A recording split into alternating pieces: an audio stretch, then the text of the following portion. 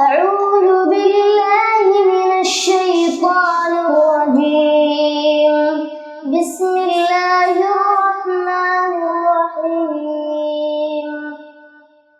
الحمد لله الذي أنزل على عبده الكتاب ولم يجعل له عوجا قيما لينذر بأسا شديدا من لدنه ويبشر المؤمنين الذين يعملون الصالحات أن لهم أجرا حسنا ماكثين فيه أبدا وينذر الذين قالوا اتخذ الله ولدا ما لهم به من علم ولا لآبائهم كبرت كلمة تخرج من أفواههم إن يقولون إلا كذبا فلعلك باخع نفسك على آثارهم إن لم يؤمنوا بهذا الحديث أسفا. إنا جعلنا ما على الأرض زينة لها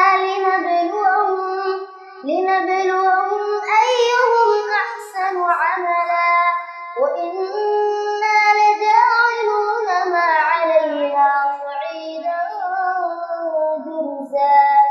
أم حسبت أن أصحاب الكهف والرقيم كانوا من آياتنا عجبا إذ أوى الفتية إلى الكهف فقالوا ربنا آتنا من لدنك رحمة وهيئ لنا من أمرنا رشدا. فضربنا على آذانهم في الكهف سنين عددا ثم بعثناهم لنعلم أي الحزبين أحصى لما لبثوا أمدا. نحن نقص عليك نبأهم بالحق إنهم فتية آمنوا بربهم وزدناهم هدى. وربطنا على قلوبهم إذ قاموا فقالوا ربنا رب السماوات والأرض لن ندعو من دونه إلها لقد قلنا إذا شططا هؤلاء قومنا اتخذوا من دونه آلهة لولا يأتون عليهم بسلطان بين فمن أظلم ممن افترى على الله كذبا. وإذ اعتزلتموهم وما يعبدون إلا الله فأووا إلى الكهف ينشر لكم ربكم من رحمته ويهيئ لكم من أمركم مرفقا. وترى الشمس إذا طلعت تزاور عن كهفهم ذات اليمين وإذا غربت تقرضهم ذات الشمال وهم في فجوة منه ذلك من آيات الله من يهد الله فهو المهتد ومن يضلل فلن تجد له وليا مرشدا. وتحسبهم أيقاظا وهم رقود ونقلبهم ذات اليمين وذات الشمال وكلبهم باسط ذراعيه بالوصيد لو اطلعت عليهم لوليت منهم فرارا ولملئت منهم رعبا. وكذلك بعثناهم ليتساءلوا بينهم قال قائل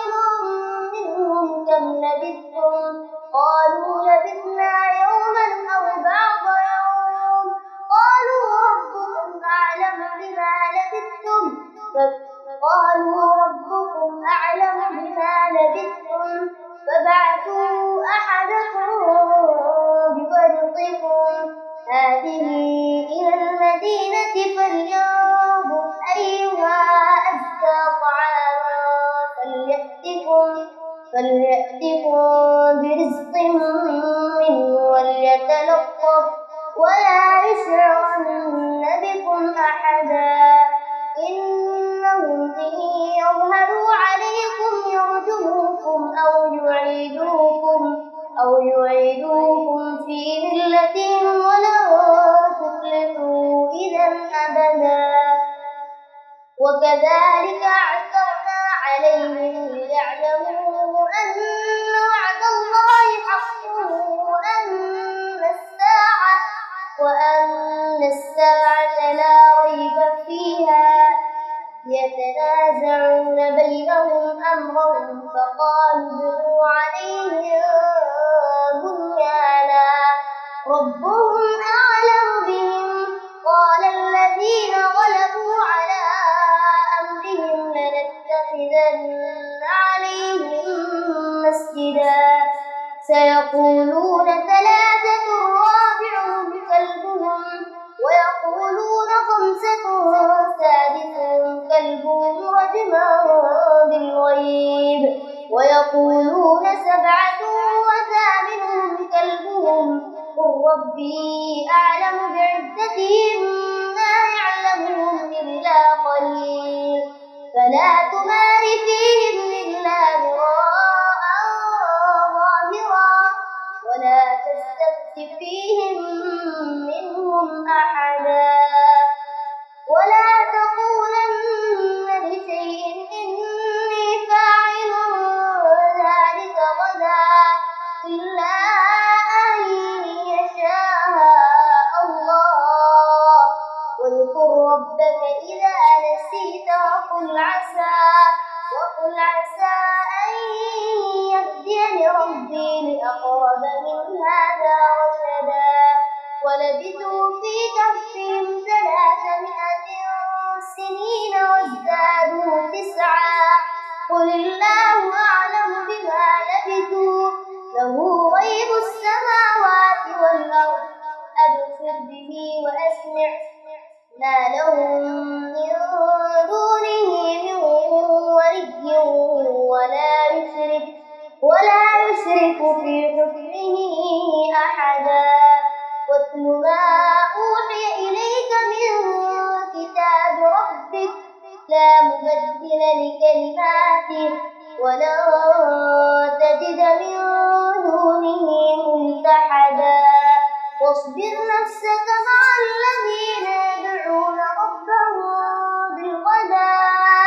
بالغداة والعشي يريدون وجهه ولا تعد عيناك عنهم تريد زينة الحياة الدنيا ولا تطع من أغفلنا قلبه عن ذكرنا واتبع هواه وكان أمره فرطا وقل الحق من ربكم فمن شاء فليؤمن ومن شاء فليكفر إنا أعتدنا للظالمين نارا أحاط بهم سرادقها وإن يستغيثوا يغاثوا بماء كالمهل يشوي الوجوه بئس الشراب وساءت مرتفقا إن الذين آمنوا وعملوا الصالحات إنا لا نضيع أجر من أحسن عملا أولئك لهم جنات عدن تجري من تحتهم الأنهار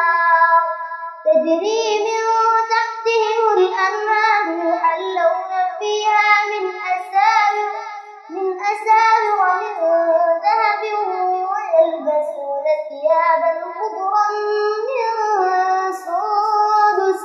من سندس واستبرق متكئين فيها على الأرائك نعم الثواب وحسنت مرتفقا واضرب لهم مثلا الرجلين جعلنا لأحدهما جنتين من أعناب وحففناهما وحففناهما بنخل وجعلنا بينهما زرعا كلتا الجنتين آتت أكلها ولم تظلم منه شيئا وفجرنا خلالهما نهرا وكان له ثمر فقال لصاحبه وهو يحاوره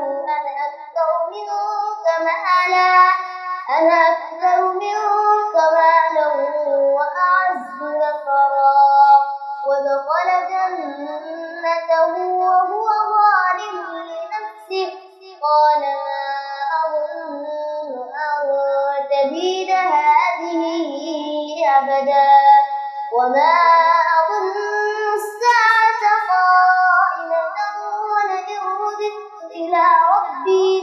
ولئن رددت إلى ربي لأجدن خيرا منها منقلبا قال له صاحبه وهو يحاوره أكفرت بالذي خلقك من تراب ثم من نطفة ثم سواك رجلا لكن هو الله ربي ولا أشرك بربي أحدا ولولا إذ دخلت جنتك قلت ما شاء الله لا قوة إلا بالله ترني أنا أقل منك مالا وولدا فعسى ربي أن يؤتيني خيرا من جنتك ويرسل عليها حسبانا من السماء فتصبح صعيدا زلقا أو يصبح ماؤها غورا فلن تستطيع له طلبا أحيط بثمره فأصبح يقلب كفيه على ما أنفق فيها وهي خاوية على عروشها ويقول يا ليتني لم أشرك بربي أحدا ولم تكن له فئة ينصرونه من دون الله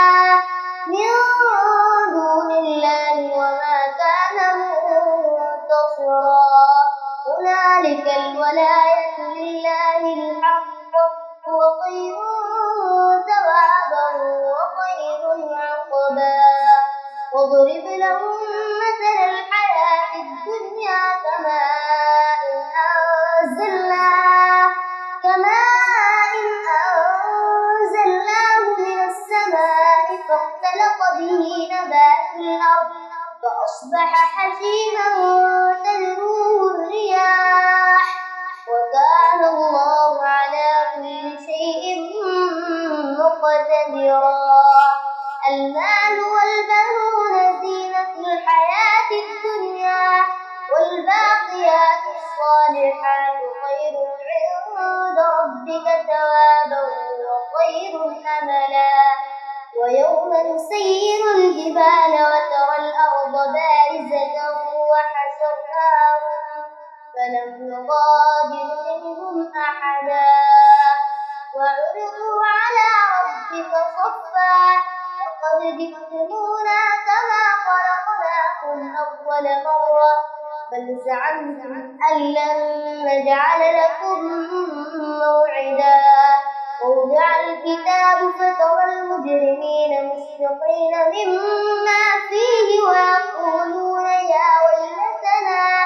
ويقولون يا ويلتنا ما لهذا الكتاب لا يغادر صغيرة ولا كبيرة إلا أحصاها ووجدوا ما عملوا حاضرا ولا يظلم ربك أحدا وعرضوا على ربك صفا لقد جئتمونا كما خلقناكم أول مرة بل زعمتم أن لن نجعل لكم موعدا ووضع الكتاب فترى المجرمين مشفقين مما فيه ويقولون يا ويلتنا ما لهذا الكتاب لا يغادر صغيرة ولا كبيرة إلا أحصاها ووجدوا ما عملوا حاضرا ولا يظلم ربك أحدا قلنا للملائكة اسجدوا لآدم فسجدوا إلا إبليس كان من الجن ففسق عن أمر ربه أفتتخذونه وذريته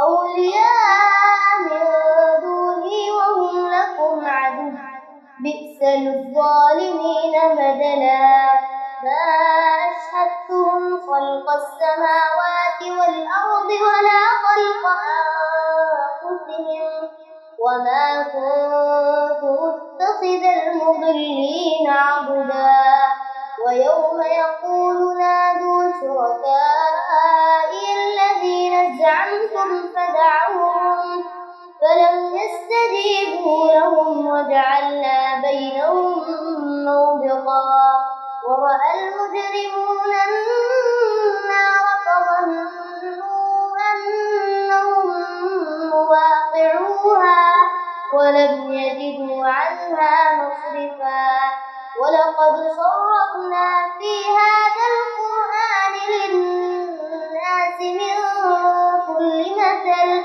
وكان الإنسان أكثر شيء جدلا وما منع الناس أن يؤمنوا إذ جاءهم الهدى ويستغفروا ربهم إلا أن تأتيهم سنة الأولين أو يأتيهم العذاب قبلا وما نرسل المرسلين إلا مبشرين ومنذرين ويجادل الذين كفروا بالباطل ليدحضوا به الحق واتخذوا آياتي وما أنذروا هزوا ومن أظلم ممن ذكر بآيات ربه فأعرض عنها ونسي ما قدمت يداه إنا جعلنا على قلوبهم أكنة أن يفقهوا وفي آذانهم وقرا وإن تدعوهم إلى الهدى فلن يهتدوا إذا أبدا وربك الغفور ذو الرحمة لو يؤاخذهم بما كسبوا لعجل لهم العذاب بل لهم موعد لن يجدوا من دونه موئلا وتلك القرى أهلكناهم لما ظلموا وجعلنا لمهلكهم موعدا إذ قال موسى لفتاه لا أبرح حتى أبلغ مجمع البحرين أو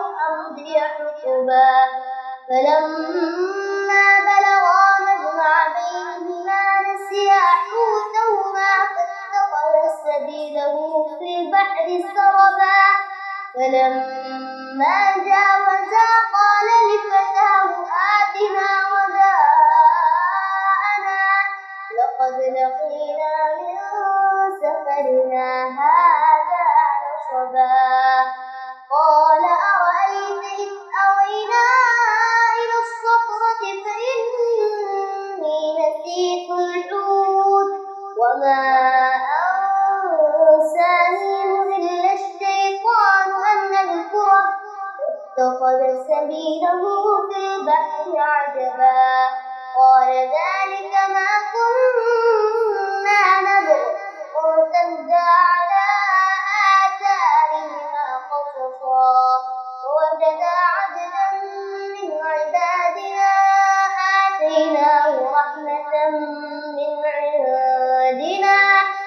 وعلمناه من لدنا علما. قال له موسى هل أتبعك على أن تعلمني مما علمت رشدا؟ قال إنك لن تستطيع معي صبرا وكيف تصبر على ما لم تحط به خبرا. قال ستجدني إن شاء الله صابرا ولا أعصي لك أمرا. قال فإن اتبعتني فلا تسألني عن شيء حتى أحدث لك منه ذكرا. فانطلقا حتى إذا ركبا في السفينة خرقها قال أخرقتها لتغرق أهلها لقد جئت شيئا إمرا. قال ألم أقل إنك لن تستطيع معي صبرا. قال لا تؤاخذني بما نسيت ولا ترهقني من أمري عسرا. فانطلقا حتى إذا لقيا غلاما فقتله قال أقتلت نفسا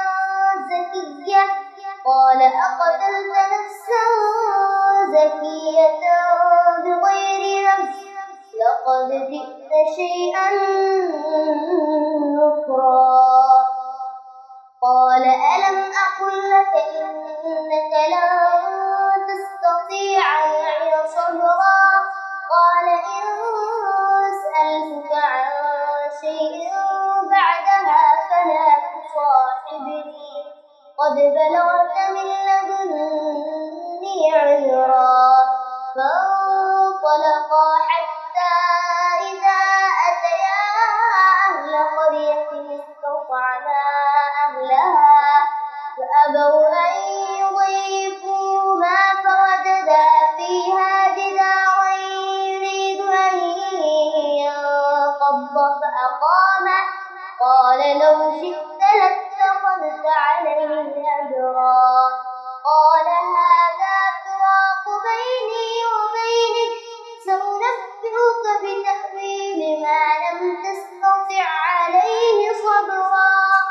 أما السفينة فكانت لمساكين يعملون في البحر فأردت أن أعيبها وكان وراءهم ملك يأخذ كل سفينة غصبا. وأما الغلام فكان أبواه مؤمنين فخشينا أن يرهقهما طغيانا وكفرا. فأردنا أن يبدلهما ربهما خيرا منه زكاة وأقرب رحما. وأما الجدار فكان لغلامين يتيمين في المدينة وكان تحته كنز لهما وكان أبوهما صالحا. فأراد ربك أن يبلغا أشدهما ويستخرجا كنزهما رحمة من ربك وما فعلته عن أمري ذلك تأويل ما لم تستطع عليه صبرا. ويسألونك عن ذي القرنين قل سأتلو عليكم منه ذكرا. إنا مكنا له في الأرض وآتيناه من كل شيء سببا فأتبع سببا حتى إذا بلغ مغرب الشمس وجدها تغرب في عين حمئة ووجد عندها قوما. قلنا يا ذا القرنين إما أن تعذب وإما أن تتخذ فيه الحسنى. قال أما من ظلم فسوف نعذبه ثم يرد إلى ربه فيعذبه عذابا نكرا. وأما من آمن وعمل صالحا فله جزاء الحسنى وسنقول له من أمرنا يسرا. ثم أتبع سببا حتى إذا بلغ مطلع الشمس وجدها تطلع على قوم لم نجعل لهم من دونها سترا. كذلك وقد أحطنا بما لديه خبرا. ثم أتبع سببا حتى إذا بلغ بين السدين وجد من دونهما قوما لا يكادون يفقهون قولا. قالوا يا ذا القرنين إن يأجوج ومأجوج مفسدون في الأرض فهل نجعل لك خرجا على أن تجعل بيننا وبينهم سدا. قال ما مكني فيه ربي خير فأعينوني بقوة أجعل بينكم وبينهم ردما. آتوني زبر الحديد حتى إذا ساوى بين الصدفين قال انفخوا حتى إذا جعله نارا قال آتوني أفرغ عليه قطرا. فما استطاعوا أن يظهروه وما استطاعوا له نقبا. قال هذا رحمة من ربي فإذا جاء وعد ربي جعله دكاء وكان وعد ربي حقا. وتركنا بعضهم يومئذ يموج في بعض ونفخ في الصور فجمعناهم جمعا. وعرضنا جهنم يومئذ للكافرين عرضا. الذين كانت أعينهم في غطاء عن ذكري وكانوا لا يستطيعون سمعا.